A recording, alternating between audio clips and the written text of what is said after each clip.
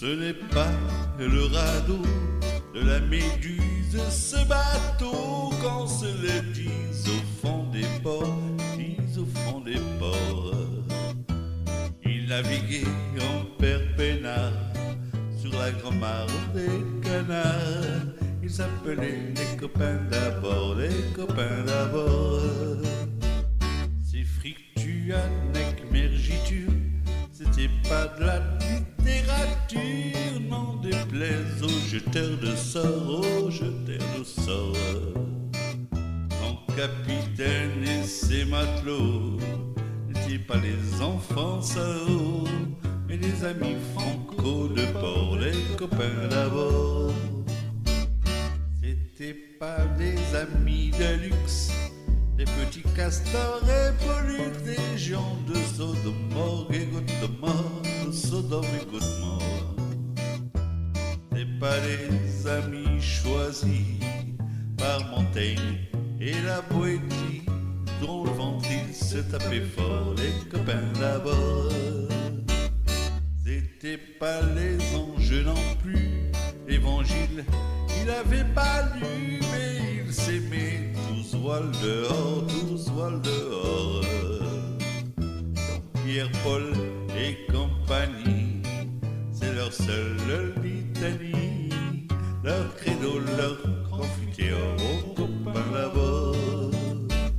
Au moindre coup de Trafalgar, c'est l'amitié qui prenait le quart, c'est elle qui leur montrait le nord, leur montrait le nord.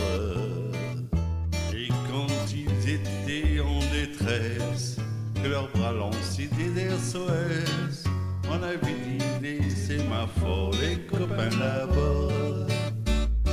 Au rendez-vous des bons copains, il n'y avait pas souvent de lapin, comme l'un d'entre eux manquait à bord, mais qu'il était mort. Mais jamais, au grand jamais, sans trou dans l'eau, il ne se fermait. 100 ans après qu'aucun sort, il manquait encore.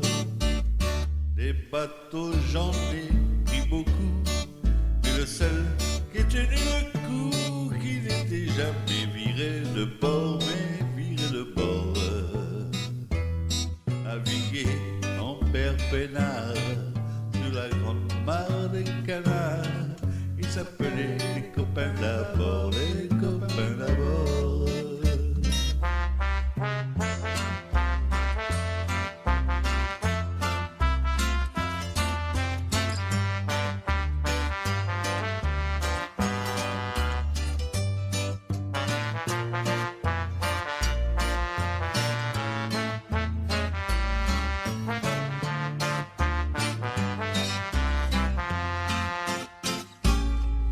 Ce n'est pas le radeau de la Méduse, ce bateau qu'on se le dise au fond des ports, dise au fond des ports.